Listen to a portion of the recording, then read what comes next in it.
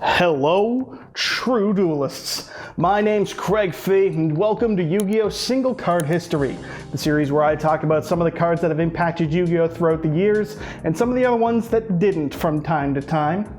Today's card, the Towers, that set the standard for a modern Towers in Yu-Gi-Oh! And a mascot for one of the game's most hated decks.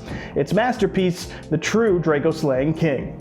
Masterpiece was first released in Maximum Crisis in 2017 as a secret rare, and to date, as I make this video, has had no reprints in the TCG, which isn't important, but it is funny, because the good people will in fact charge you like $20 for a banned card, because what if it comes back? And that's right, this shit is banned as I'm making this, having been banned on the May 2018 ban lists, going from 3 to dead.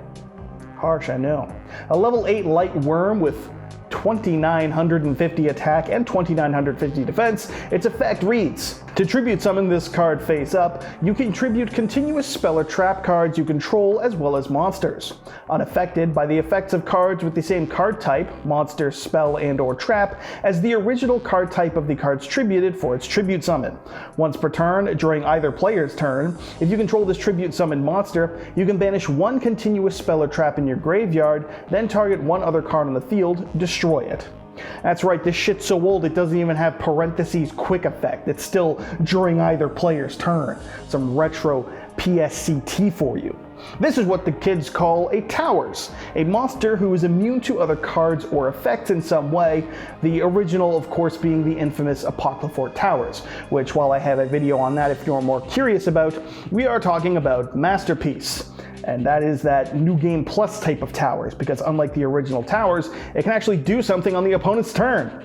And that is the, of course, Quick Effect Pop. That means not only is it immune to most things, but the player with Masterpiece can disrupt the few plays you might try to make that would actually get rid of it.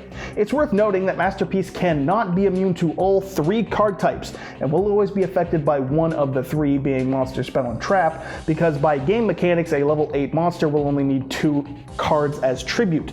Masterpiece truly does get to use cards instead of monsters, since it can use continuous spell or trap, but you can't get around the game mechanic that it only needs 2. So even if you have a spell, a trap, and a monster that could all be tributed for its effects, only 2 of them get to go. You can't just tribute more than as needed. Same with ritual summon, same with other game mechanics that you need to inherently know or infer by having read the rulebook, like so many of you have simply not done.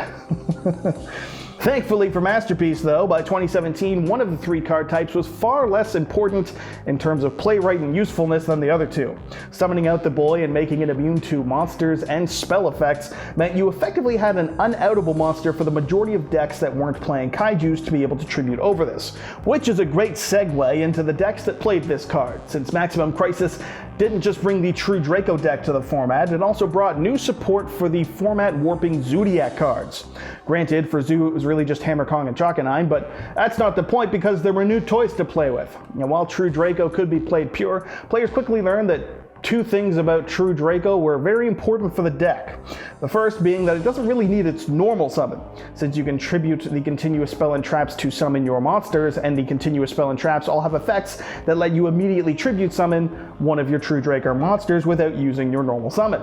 And thanks to that, the second thing that they realized was the obvious fact that the best normal summon for the deck was of course utilizing the best normal summon in the game at large, which at the time was a Zodiac engine. With cards like Barrage or Terratop to make MX Saber Invoker, it wasn't even uncommon to keep your normal summon to use for a True Draco if you so wanted to, thanks to the abundance of special summoning that Zodiac engines had at the time. Either way, thanks to the abundance of cards like Chakanine to bring back a Zoo monster, or a Rat to summon out a copy of Rat, there was an abundance of both monsters and continuous spells like Tanky, the True Draco spells Disciples and Heritage, Barrage, and of course a diagram to search out a spell card if you didn't already happen to hard draw into one, all of which served as ample tribute fodder for Masterpiece, making it immune to monsters and spells, which was such a tough matchup for the pure Zodiac decks that the format ultimately kind of evolved into a triangle one. That being Kaiju Zoo had to show up in case they ran into True Draco Zoo to tribute away the Masterpiece, because Masterpiece was simply so oppressive and hard to deal with for true pure Zoo at its initial debut. And it rhymes, so it's true. These three decks really did kind of function as a rock, paper, scissors dynamic, with True Draco Zoo kind of being better than Pure Zoo, but then it was weak to Kaiju Zoo, and Kaiju Zoo was better than True Draco Zoo, but worse than Pure, and then Pure was better than Kaiju, but worse than True Draco. Broadly speaking, of course.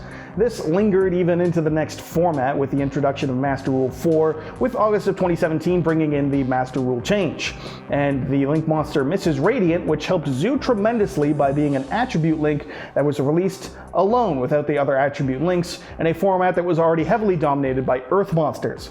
Never, till the day that I die, will I understand why they spaced out the release of the attribute links, and I truly do believe that was one of the stupidest things Konami ever done, apart from Master Rule 4 itself. It's fucking, that shit was wild, dude. Whatever. On topic, my point is, even under Master Rule 4, Zoo thrived for a time, and as such, so did True Draco variants, because Masterpiece doesn't really give a shit about extra monster zones or the effects of monsters that might activate in them. It'll just banish a continuous spell or trap to pop them away. Throughout this time, there were other variants that were popular to play as well, notably the Demise variant, which was a deep draw strategy for the deck.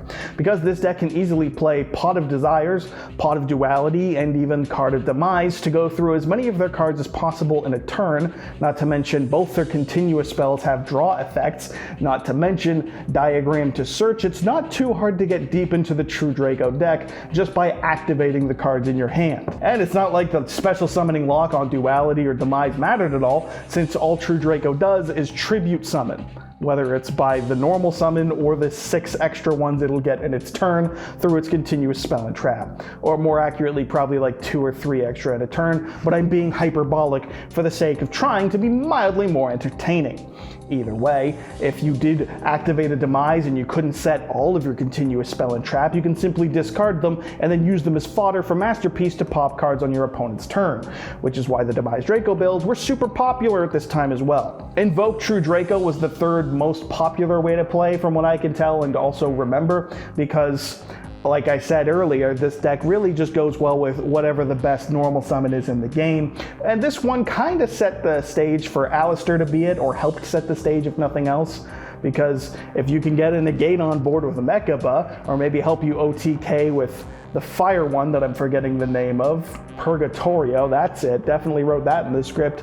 Or maybe you just want another Floodgate when you summon the dark one out, because what works better with Floodgates than more Floodgates? But either way, invoked engines offer a variety of plays to kind of pivot into, and really just wasn't the worst normal summon to be throwing on the board, and as such, it too saw play. I also found a handful of other variants, but they're mainly like the exception to the rule. They weren't all too popular, like a Spellbook variant, which combined using a normal summon engine, not unlike invoked builds did, with a deep draw engine, not unlike Demise builds did, but you throw in the Spellbook of secrets and knowledge for the deep draw capabilities, so you can have a worse normal summon than Alistair and worse draws than Demise. So it did well, it did top. I'm not trying to hate too much, I'm just saying, yes, you can find other variants, but really nothing more exceptional primarily than the 3 I've already covered.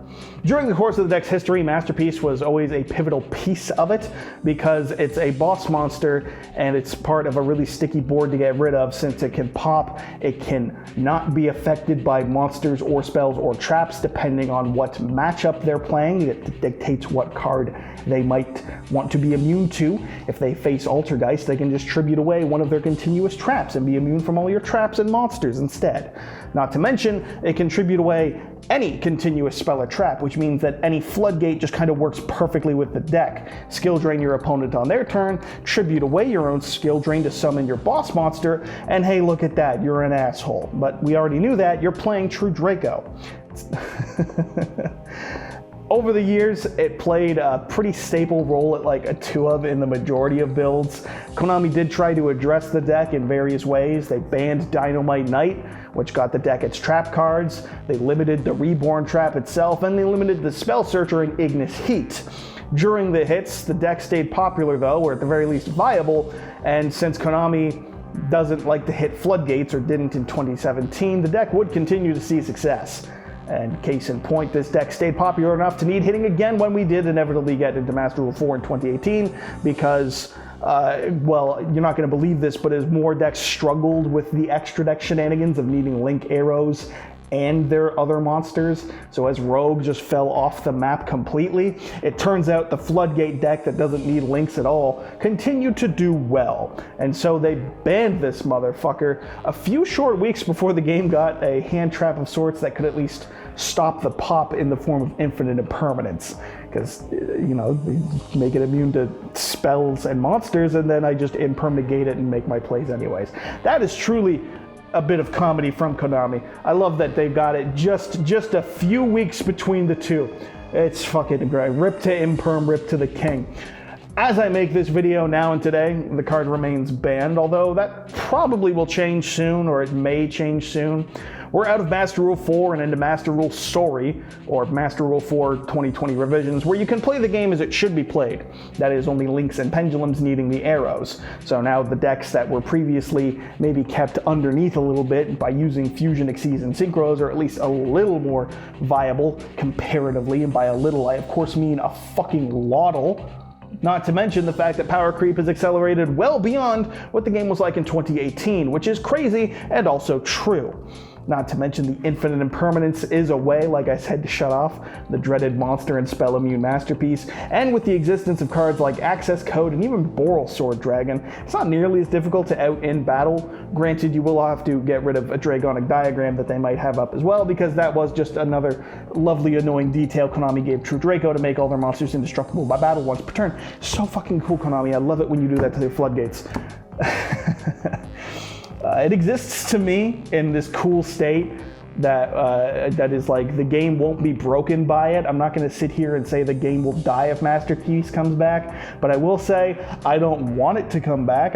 I prefer it being fucking dead.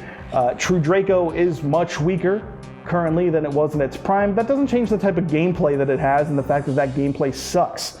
Konami has at least been limiting or banning floodgates on the recent lists in 2024, so it will definitely not be as strong, but on God, if I get hit by Monarch's Erupt, my day is immediately ruined, let alone if you have a fucking towers to pop my normal summon afterwards. That shit is bullying and I won't stand for it. I'm here to call it out. Like God-given right as a true duelist. That being said, I did mention it's never had a reprint, so it would be kind of funny if they just unban it and then it spikes in price to not be relevant. That would at least be somewhat comedic. And if they do ever, announce a reprint of it, you're inevitably going to get like, oh my God, they're bringing it back discussions.